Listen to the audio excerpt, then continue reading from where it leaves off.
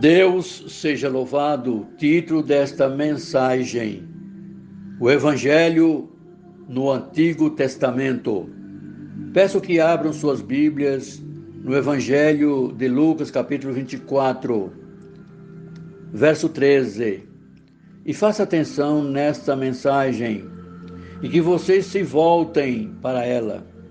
Eu quero começar dizendo isso, que a Bíblia inteira fala sobre o Senhor Jesus Cristo.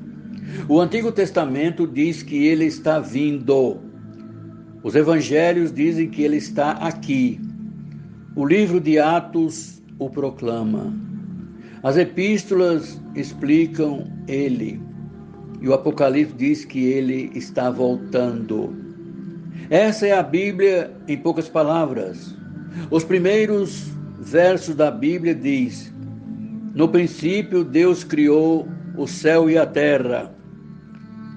E nós sabemos que esse é o Senhor Jesus Cristo, o agente Deus na criação. João capítulo 1, verso 3 diz: tudo que existe foi criado por Cristo. E aos Colossenses capítulo 1, verso 16 diz que todas as coisas provêm dele, para ele, por ele e para ele. E o último verso na Bíblia, Apocalipse capítulo 22, verso 21 diz: a graça do Senhor Jesus Cristo seja com vocês. Amém. Essas são as pontas do livro ao redor de toda a Bíblia. Então a Bíblia fala tudo sobre o Senhor Jesus Cristo. E é sobre este assunto que vamos falar nesta mensagem. Vamos então começar a ler no verso 13. Bendito o Senhor, a estrada para Emaús. Lemos essas palavras. Naquele mesmo dia, 2 deles estavam de caminho para uma aldeia chamada Emaús, distante de Jerusalém 60 estádios. E o cenário é o próprio dia da ressurreição do Senhor Jesus Cristo. Esses 2 discípulos, na estrada para Emaús, eles ouviram relatos de que o corpo de Cristo havia sumido e que ele havia sido ressuscitado. E eles agora estão deixando a cidade, estão voltando para casa, para Emaús. E sem dúvida, eles estão muito abatidos. Na verdade, veremos mais à frente que eles estão tristes e abatidos porque foi em Cristo que eles colocaram as suas esperanças. E as coisas não saíram da maneira que eles esperavam que ia sair. Eles acharam que Cristo iria redimir Israel e estabelecer um governo messiânico. E isso os deixou decepcionados. Então, Emaús fica a 7 milhas a noroeste de Jerusalém. E no verso 14, eles iam conversando a respeito, bendito o Senhor, de todas as coisas sucedidas, que se referia à última semana da vida de nosso Senhor. Se referia a provações e a crucificação e o seu sepultamento. E esses 2 homens estão simplesmente envolvidos nessa conversa e estão tentando entender isso na própria mente deles. O que nós perdemos? O que deu de errado? E aconteceu que, enquanto conversavam e discutiam, o próprio Jesus se aproximou e ia com eles. E eles não tinham a menor ideia de que este é Jesus. E no verso 16 diz que os seus olhos, porém, estavam como impedidos de o reconhecer.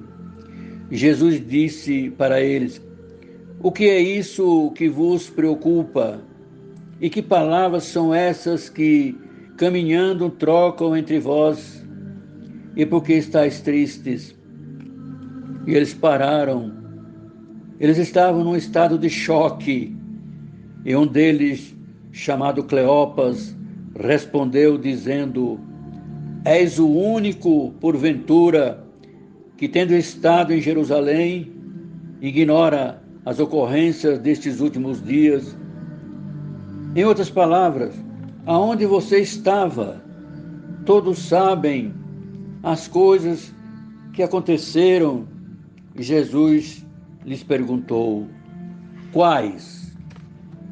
E eles lhe responderam: as que se dizem respeito a Jesus Nazareno, que foi um varão profeta, poderoso em obras e palavras diante de Deus e de todo o povo.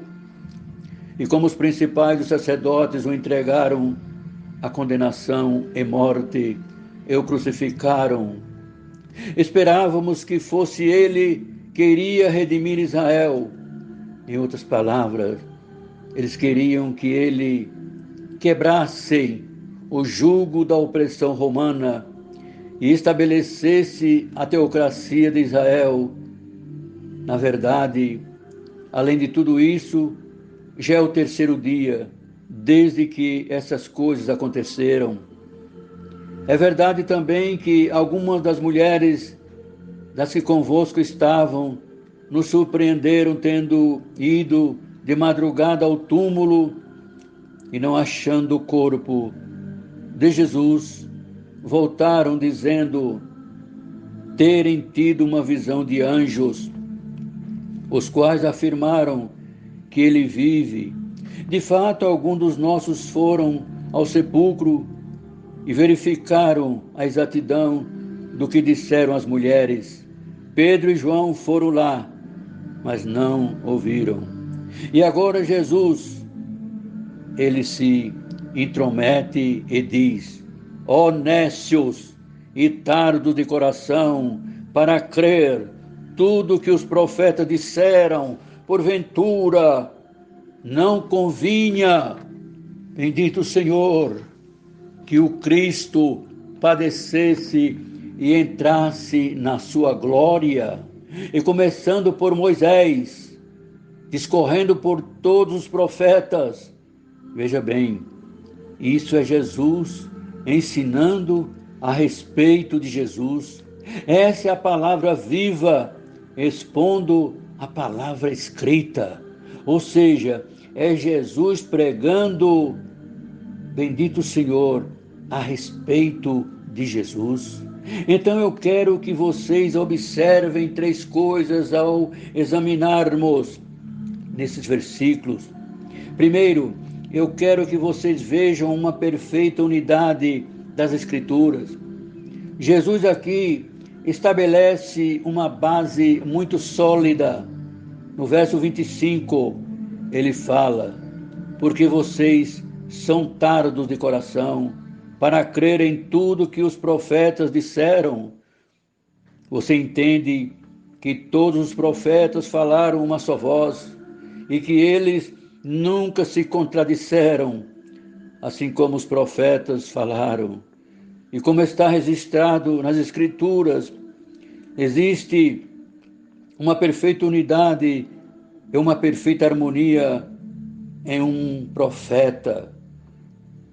Nunca um contradiz o outro profeta. Eles falam uma verdade.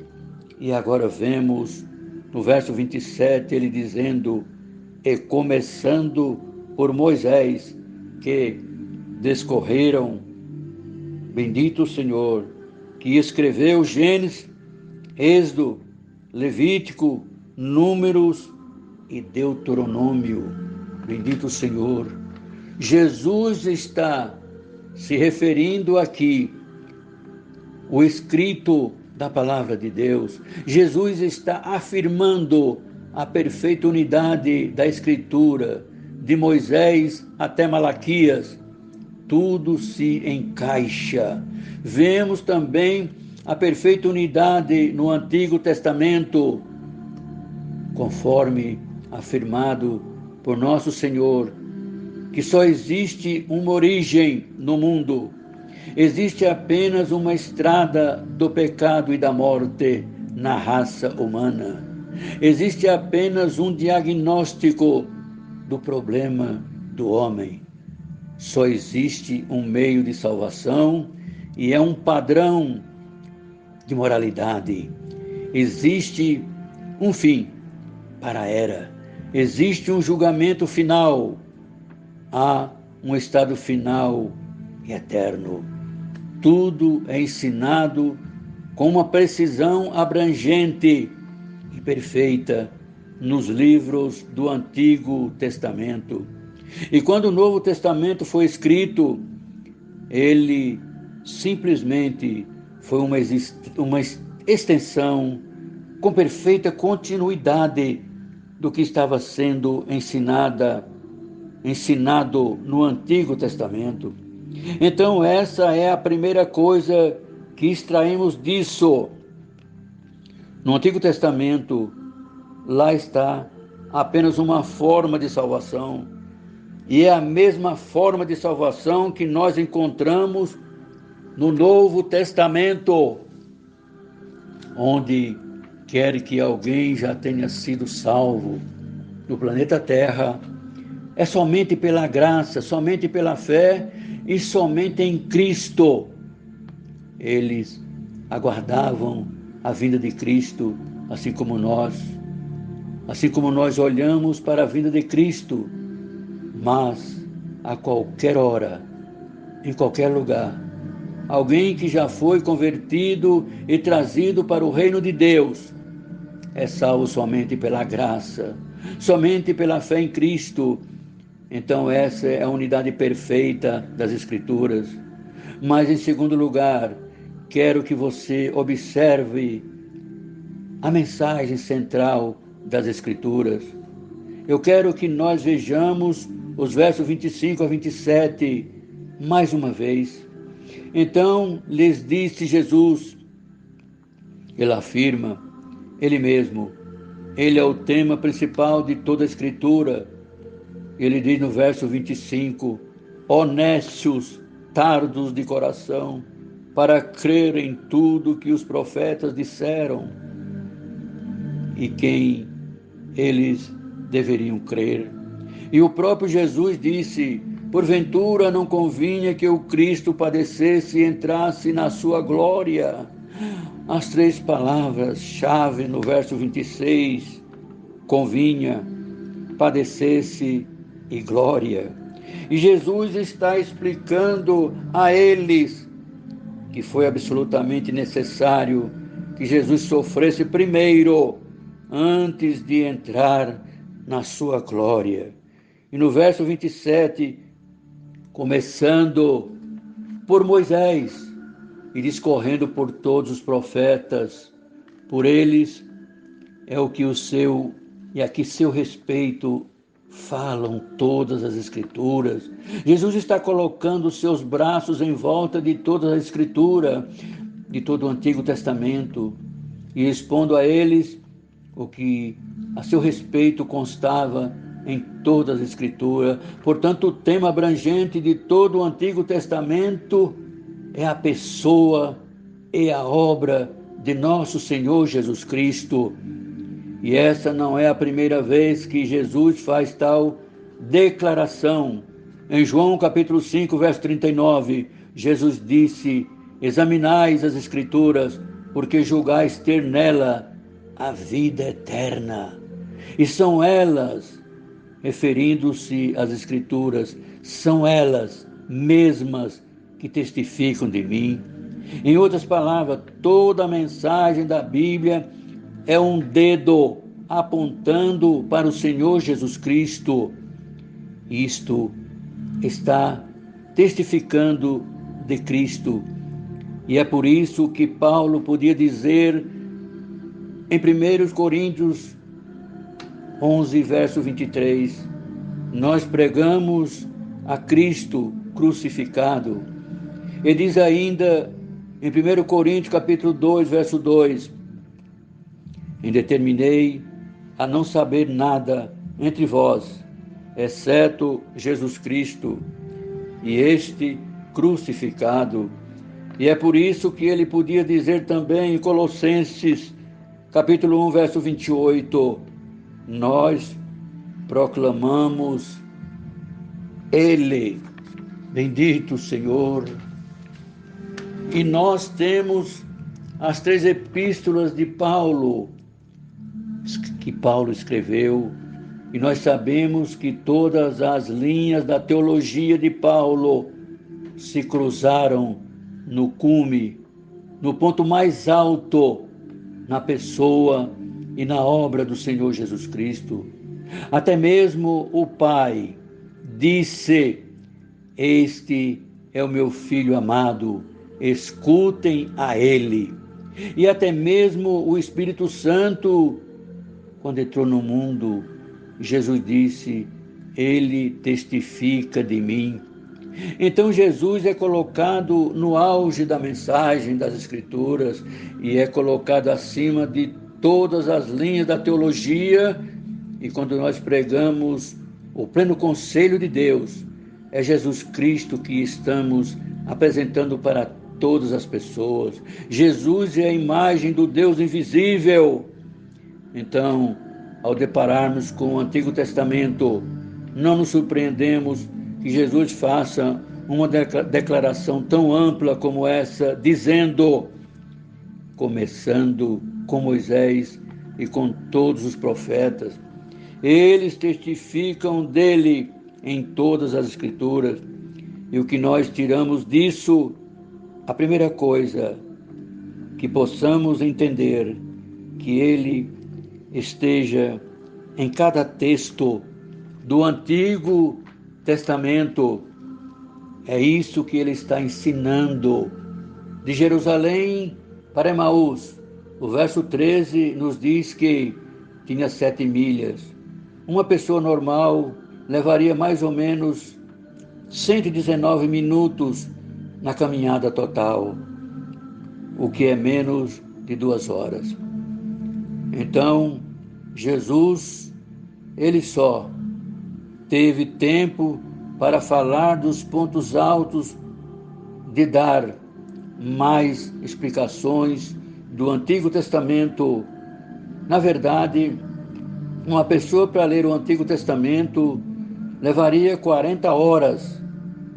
Naquela, bendito Senhor, ocasião, Jesus teve talvez 1h30 de conversa, falando apenas pontos importantes em que o Antigo Testamento havia profetizado sobre essas coisas, e tudo passará.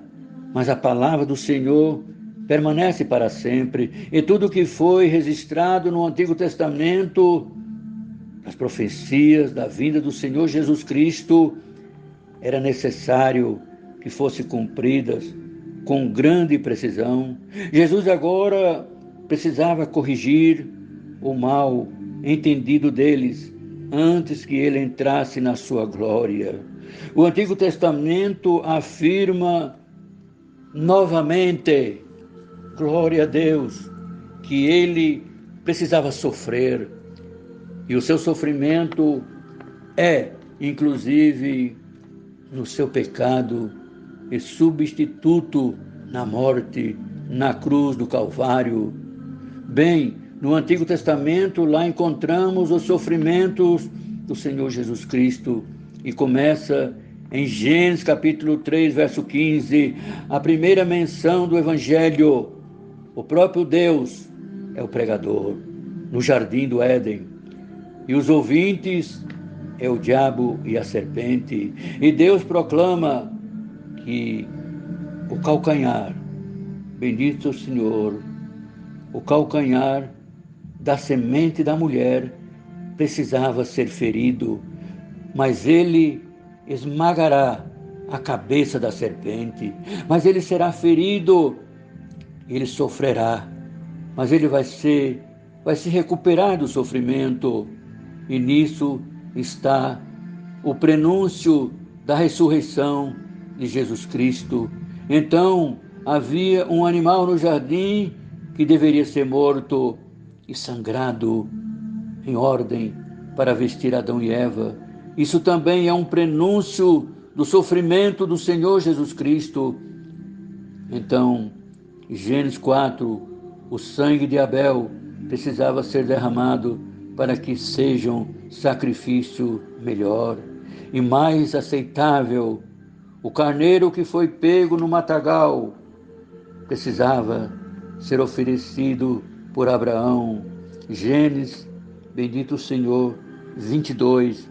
Isso tudo foi um prenúncio do sofrimento do Senhor Jesus Cristo, um sofrimento substituto. E o Cordeiro Pascual precisava ser morto, e o sangue precisava ser aspergido à porta. Então devia haver uma morte daquele que é inocente no lugar daquele que é culpado. Em todo o sistema do sacrifício levítico foi um prenúncio do sofrimento do Senhor Jesus Cristo. No Salmo 22, verso 1, o salmista precisava clamar: meu Deus, por que me desamparaste? E esse salmo continua falando sobre o sofrimento dele. Ele estava cercado por muitos inimigos, que seria como leões rugindo. Ele precisava perfurar as suas mãos e os pés. Ele devia contar seus ossos. Ele precisava dividir as suas vestes. Foi predito no Antigo Testamento sobre os sofrimentos que ele precisava passar. Ser traído por um amigo que comia pão com ele. Ele foi traído por 30 moedas de prata. Foi dito também que nenhum dos seus ossos seriam quebrados. Diz também que ele deveria ser perfurado com uma lança e ser visto como um espetáculo. As passagens em Isaías, capítulo 42, 49, 50, 52 e 53, que falam de como, bendito o Senhor, ele deveria sofrer. Ele precisava ser desprezado. Ele precisava ser odiado pela nação. O tempo não permite, por esta mensagem, para percorrer todo o caminho de cada parte do Antigo Testamento. Mas basta dizer a estas mensagens claras de que esse Messias que viria, ele precisava padecer tudo o que havia escrito sobre ele, começando por Moisés e os profetas, antes dele entrar na sua glória. Isso é o que esses dois discípulos ignoravam, mas isso é o que nós entendemos à luz do Novo Testamento, todas as Escrituras. Veja, a mensagem da cruz é uma mensagem ofensiva. A mensagem da cruz é um dos sofrimentos do Senhor Jesus Cristo ao sangrar e morrer no lugar dos pecadores. Ele deu a sua vida em resgate por muitos. É uma mensagem de grande tristeza e sofrimento, e por suportar o pecado que percorre todo o Antigo Testamento, mas também no verso 26, nós entendemos que era necessário também para que ele entrasse na sua glória. Então, o seu sofrimento não foi o fim da história. O sofrimento simplesmente foi o meio pelo qual ele entraria na sua glória, porque após a sua rejeição haveria o seu reinado, e segundo a sua morte haveria a sua coroa. Em Isaías 53, verso 10, lá fala tão claramente desta necessidade profética de que ele entrasse na sua glória após o seu sofrimento. E nós lemos também, ele verá a sua descendência. Isso não é estranho. O homem que seria morto, mas ele verá a sua descendência, referente a Deus, Pai. Prolongará os seus dias, se referindo ao Filho de Deus. Jesus falou para os discípulos no caminho de Emaús: o Antigo Testamento está cheio da mensagem do Evangelho, está cheio da mensagem sobre mim. E embora aqueles que não seja o assunto de todas as passagens do Antigo Testamento, ele é o orador. Em cada passagem do Antigo Testamento, o Senhor Jesus Cristo, o Messias, o filho de Davi, a semente da mulher, a semente de Abraão, ele está vindo e ele trará salvação para o seu povo. Glória a Deus! E foi isso que os apóstolos fizeram.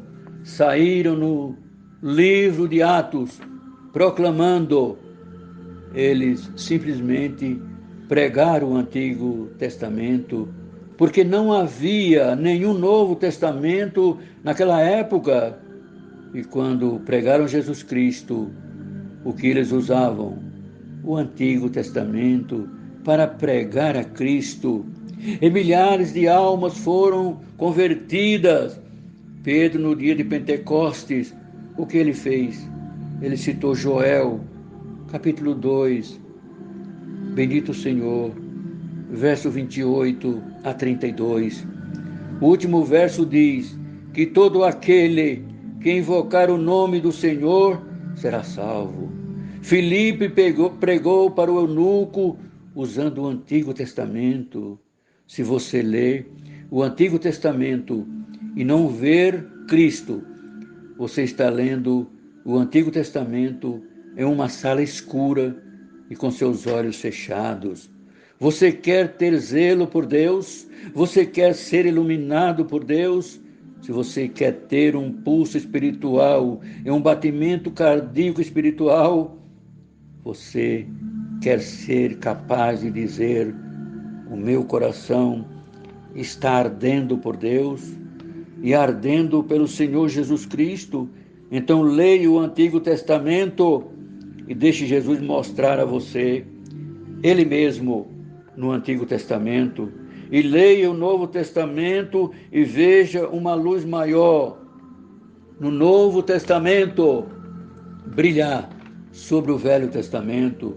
E saiba que a coisa principal na Bíblia é a vinda do Senhor Jesus Cristo em uma missão de salvação, em uma missão de redenção que salvará o seu povo dos seus pecados. E você que ouve esta mensagem e nunca entregou a sua vida a Cristo, eu convido você, crê em Jesus Cristo esta tarde ou esta noite. Ele entrou nesse mundo, nasceu de uma virgem, viveu uma vida perfeita e sem pecado. Ele foi qualificado para ir para a cruz. E lá ele foi ressuscitado dentre os mortos. E depois da cruz do Calvário, Deus transferiu os pecados de todas as pessoas que jamais acreditavam nele. Mas ele transferiu esses pecados para Cristo. Ele deu a sua vida para que você e eu pudesse ter vida. Mas ao terceiro dia ressuscitou triunfante. Ele agora está na glória. E se você entregar a sua vida a Ele, Ele levará você para a glória um dia, quando Ele retornar ou quando você partir para a eternidade.